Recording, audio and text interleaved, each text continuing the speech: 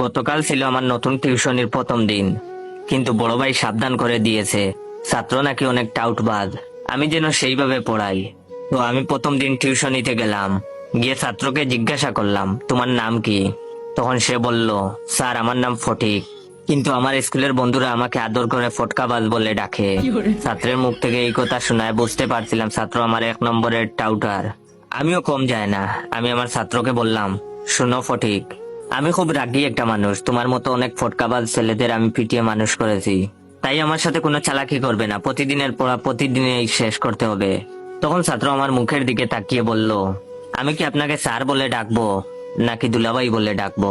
তখন আমি বললাম, দুলাভাই বলে ডাকবে মানে? ফাজলামি করো, স্যার বলে ডাকবে। তখন সে বললো, আসলে 2 দিন পর তো আপনি আমার দুলাভাই হবেন, তাই আগে থেকে ডাকার অভ্যাস করে নিচ্ছি। তখন আমি বললাম, দুলাভাই হবো মানে? তখন সে বলল, স্যার আমার 3 বোন, 2 বোনের বিয়ে হয়ে গেছে, কিভাবে হয়েছে জানেন? তখন আমি বললাম, কিভাবে? তখন সে বলল, স্যার আমাদের পরিবারের আর্থিক অবস্থা তেমন ভালো না, তাছাড়া বর্তমানে মেয়ে বিয়ে দেওয়া অনেক টাকার ব্যাপার।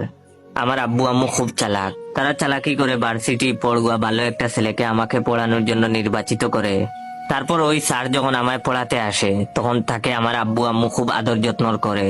পড়ানোর সময় আমার আপু খুব সুন্দর করে সেজে স্যারের সামনে গুড়গুড় করে। তো একদিন আমাকে শিখিয়ে দেওয়া হয় আমি যেন পড়ার সময় মিথ্যা কথা বলে ওয়াশরুমে চলে যাই, আর আমিও তাই করি।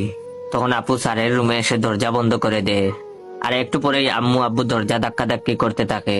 তখন আপুটা কান্না ভেজা চোখে দরজা খুলে। তারপর আব্বু আম্মু জোর করে ওই স্যারের সাথে আপুকে বিয়ে করিয়ে দেয়। তখন স্যারের কিছুই করার থাকে না, কারণ আব্বু আম্মু স্যারকে খুব ভয় দেখায় আর বলে বিয়ে না করলে এলাকার লোকদের জানাবে। তখন স্যার নিরুপায় হয়ে কাঁদতে কাঁদতে আপুকে বিয়ে করে। এতে টাকাও খরচ হলো না, আর ভালো ছেলের সাথেও বিয়ে দেওয়া হলো। 2 জনের বিয়ে এভাবেই হয়েছে, আর 3 নম্বর বোনের বিয়ের জন্য আব্বু আম্মু আপনাকে নির্বাচিত করেছে। ছাত্রের মুখ থেকে এইসব কথা শোনার পর আমার অবস্থা খুব খারাপ হয়ে যায়। আমি উঠে দাঁড়ানোর শক্তি পর্যন্ত হারিয়ে ফেলি, হাত পা আমার থরথর করে কাঁপতে থাকে। তখন ছাত্র আমার কানের কাছে ফিস ফিস করে বলল, স্যার একটু পর আপু আসবে চা দেবার নাম করে আপনাকে দেখতে। আমি তখন কথা বলার শক্তি পর্যন্ত হারিয়ে ফেলেছি। ঠিক তখনই দেখলাম কালো একটা মেয়ে মুখে সাদা পাউডার মেখেছে, টুটে লাল লিপস্টিক, লাল টিপ, একদম অদ্ভুত খারাপ দেখতে, হাতে চায়ের কাপ নিয়ে আমার কাছে আসছে। ছাত্র তখন আমার আবার ফিস ফিস করে বলল, স্যার আমার আপু, তার সাথেই আপনাকে আব্বু আম্মু জোর করে বিয়ে দিবে। জানি না আমার তখন কি হয়েছিল, শরীরের সমস্ত শক্তি নিয়ে জুড়ে একটা চিৎকার দিয়ে জ্ঞান হারালাম। যখন জ্ঞান ফিরলো তখন দেখি ছাত্রের মা আমার মাথায় পানি ঢালছে, আর ছাত্রের বাবা আমার হাত পা মালিশ করছে।